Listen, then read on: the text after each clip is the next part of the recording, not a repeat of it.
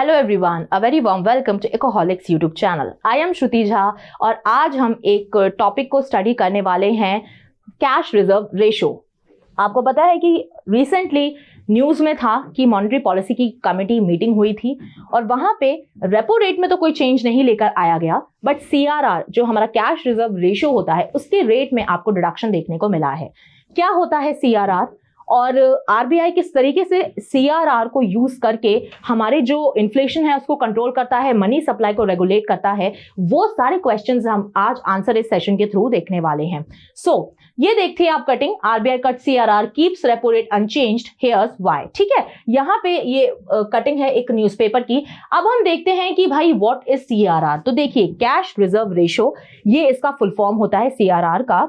तो जब भी कोई रिजर्व्स, अगर आप देखिए जब हम पैसा देते हैं बैंक में तो हम एक कंज्यूमर हैं, ठीक है, हम यहाँ पर पैसा दे रहे हैं, हम कस्टमर हैं बैंक के, तो हम उनको पैसा दे रहे हैं। अब जो हमारा पैसा बैंक की तरफ जा रहा है, तो द सीआरआर सेज कि एक स्पेसिफिक परसेंटेज होता है जो आपको अपने पास रखना है for the loans, for the giving, और कुछ जो परसेंटेज जो सीआरआर का आरबीआई के द्वारा सिलेक्ट किया जाता है वो पोर्शन आपको आरबीआई के पास रख देना है in the form of cash और रिजर्व्स। ठीक है, तो क्यों रिजर्व्स यहां पर डिक्लेयर किए जा रहे हैं, क्यों इसकी बात उठती है सीआरआर की? तो आपको पता है जब भी कोई इमरजेंसी आ जाए, इन केस कल को बैंक्स अगर डिफॉल्ट कर जाएं या फिर उनके पास एनपीएस काफी ज्यादा बढ़ जाएं, तो ऐसे केस में उनकी जो ये पैसा है जो सीआरआर के रूप में उन्होंने आरबीआई के पास सेफ रख दिया है, तो वो पैसा वो लेकर आ सकते हैं और अपने आप को बचा सकते हैं। ठीक है, यही सीआरआर का एक मोटिव है। So, cash reserve ratio is an important tool used by the central banks of other countries, RBI in case of India, to regulate inflation and control the money supply in the economy. And it is a particular minimum amount of the total deposits of the customer that needs to be maintained by the RBI, by the commercial bank, and as a reserve either in cash or deposits with RBI. ठीक है, तो commercial bank को RBI के साथ maintain रखने हैं ये deposits in the form of cash और रिजर्व्स।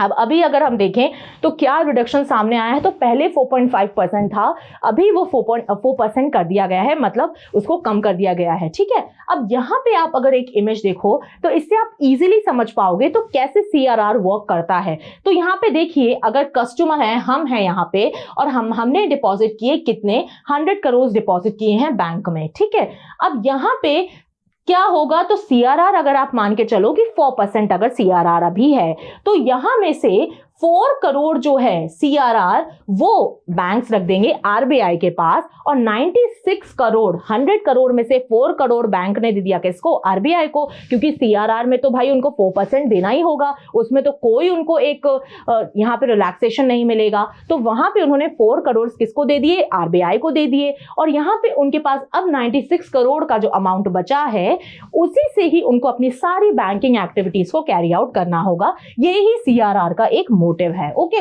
यहां पे भी आप फिर से एक एग्जांपल देख लीजिए। मान लीजिए डिपॉजिट्स कितने आए, $1000 डिपॉजिट आए। ठीक है, कस्टमर्स ने करे, हमने जो है वो यहाँ पर बैंक को हम डिपॉजिट कर रहे हैं कितने, $1000 यहाँ डिपॉजिट कर रहे हैं। ठीक है, कमर्शियल बैंक में। अब कमर्शियल बैंक क्या करेगा, तो कमर्शियल बैंक यहाँ पे अगर आप बोलो कि 5% सीआरआर है, इसके पहले हमने 4% का एग्जाम्पल देखा, अभी अगर 5% का सीआरआर यहाँ पे है, तो यहाँ पे अगर आप 1000 का अगर आप 5% निकालोगे, $1000 का अगर आप 5% यहाँ पे कैलकुलेट करोगे, तो यहाँ पे आपके पास अमाउंट निकल के आता है कितना, 5% वी हैव टू डू, तो यहाँ पे आपके पास $50 निकल के आएगा। ठीक है, वहीं आप एक अमाउंट देख रहे हो कि $50 के रूप में यहाँ पे सीआरआर मेंटेन करना पड़ेगा बैंक को, तो $50 they have to keep as a cash reserve with the RBI। ठीक है, और इसके अलावा जो भी अमाउंट उनके पास बचेगा उससे वो अपने लोन्स वगैरह उनको देना है,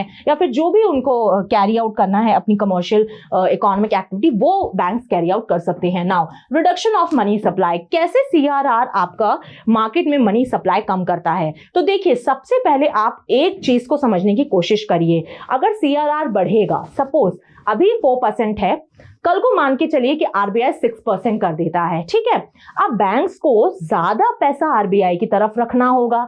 जहां वो कल को अगर 96 करोड़ रख रहे थे, तो अब उनको, अब अगर जहां वो पहले उनके पास 96 करोड़ का अमाउंट बच रहा था, तो अभी उनके पास 90 करोड़ का अमाउंट बच रहा है। अब जब उनके पास कम अमाउंट बचेगा तो वो लोन भी तो कम देंगे ना। जब उनके पास पैसे ही नहीं है तो वो लोगों को लोन कैसे देंगे? तो जब भी लोगों के पास लोन नहीं आएगा, जब भी पैसा नहीं आएगा, जब भी लिक्विडिटी नहीं आएगी, तो ऑटोमेटिकली डिमांड कम होने लगेगी, लोगों की परचेसिंग पावर यहां कम होने लगेगी। पैसा जब लोगों के पास नहीं होगा तो वो मार्केट में खर्च नहीं कर पाएंगे।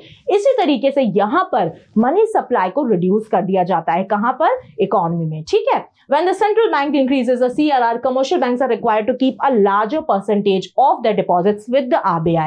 This will reduce the amount of money banks can lend out, ठीक है। तो यहां पे उनको लोन देने के लिए कम अमाउंट बचेगा।